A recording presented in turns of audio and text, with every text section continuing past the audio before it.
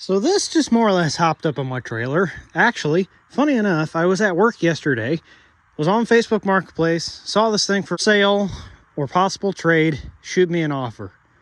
All right, so I said, you know what, let me try $500. Shot him an offer for 500 bucks. He took up on it. And as soon as I got off work, I came home, hooked up a trailer, hightailed it over there, picked it up before the guy could sell it to anybody else, and it's on my trailer. But whether or not it was a good deal still has yet to be answered.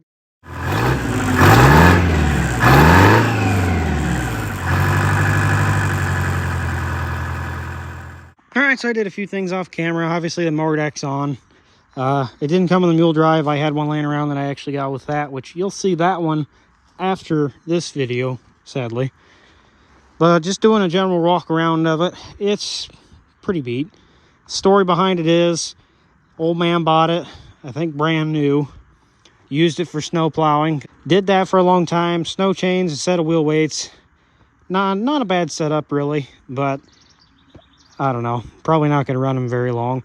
And the rumor has it that that mower deck has barely been used for mowing, but it sat in the shed on its side like that, up against the wall, so all that dirt and debris just collected on there and just rotted it out. So here we are without the side panels. This thing is dirty.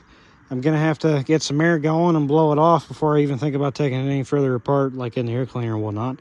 And it's a Onan B43E engine, not the G. It's a B43E, which means it's the 43 cubic inch opposed twin gas engine, but it has no oil filter.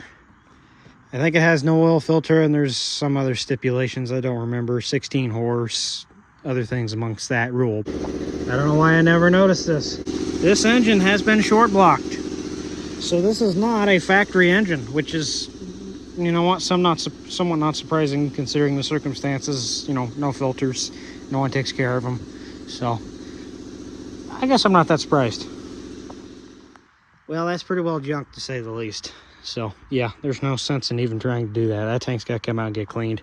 And more than likely, fuel pickup's got to come out and get cleaned. Well, there's news, and I don't know whether it's good or bad right now, but there's the spark plug, and that looks like a lot of soot from oil. Guess while we're in here too, let's see if the old engine spins over. I'm sure I'm spinning it the wrong way, but I don't really care. I mean, it spins. Bump it. And I just shot a bunch of shit in the carb. Nice. I should have known better. Okay.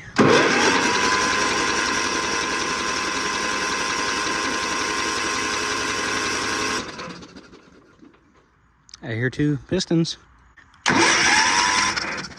Yeah, we have no spark at all. Okay, so I got something going on with the coil. Okay, so key on. I probably should pull the service manual up, but we'll see what happens. I should have 12 volts coming off that, and I don't. About on the outside. Got 11.7 coming in.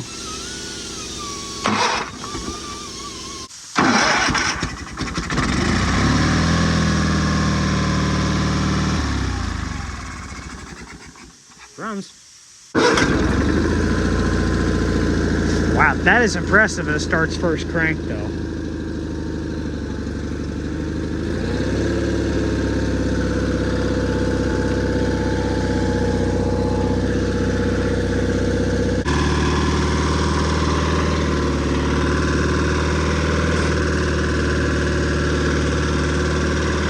Go for a little drive, shall we?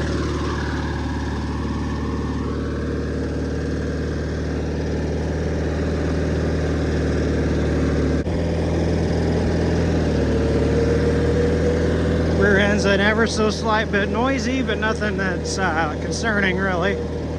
Steering's nice and tight actually.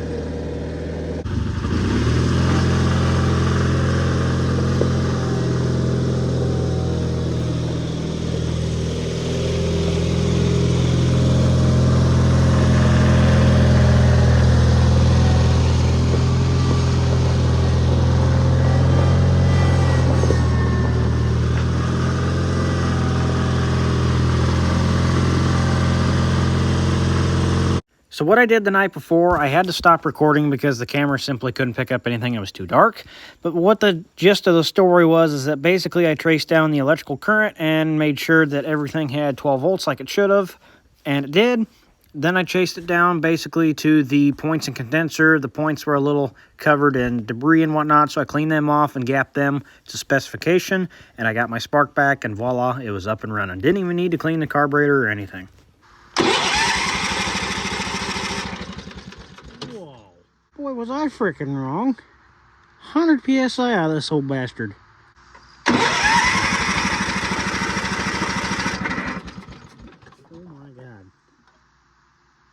Yeah, they're both at 100. Well, and this is the part where you guys start to lose good opinion of me. But this tractor, basically, the more I sat down and thought about it, the worse it became on the bill. Almost every single thing on here needed attention in some way or another. It had a crap ton of leaks. The paint was in horrible shape. Tires needed replaced front and rear. The steering had a bunch of slop. The hydraulic lever had a bunch of slop. Transmission, it basically needs all new seals in the axles. The centerpiece there, the only part of it that didn't leak was the actual pump and motor setup there. And of course, the hood's probably the best piece of the sheet metal. The side panels are kind of bent and dented up. They needed painted. This thing's really bad. I don't know what the story is there, but this is off a 90s one. It's a newer one. And I got 2 tanks from other 316s. Both of them need deep cleaned really badly. It's just, it basically got to the point where the bill would have been well over $2,000, if not more, to fix everything on here and make it reliable. And that's not including touching the engine. The engine was kind of a basket case, as you guys saw and heard. I try not to park these out. This was up for sale for a couple of weeks to a month, and no one bought it for 600 bucks. It was a pretty good deal. Not much more than what I paid for it, honestly. And just no one came and got it. So yeah, I tried my best not to part it out, but sometimes it's just what happens. It's a good thing there's probably close to 1 million of these 300 series, or a good few 100,000 running around here. So you're never going to run out of supply of these old girls. They're everywhere. They're a dime a dozen. So anyways, thanks for watching. Hopefully next one will be a little bit better shape, and we can maybe keep it and sell it for somebody else to enjoy.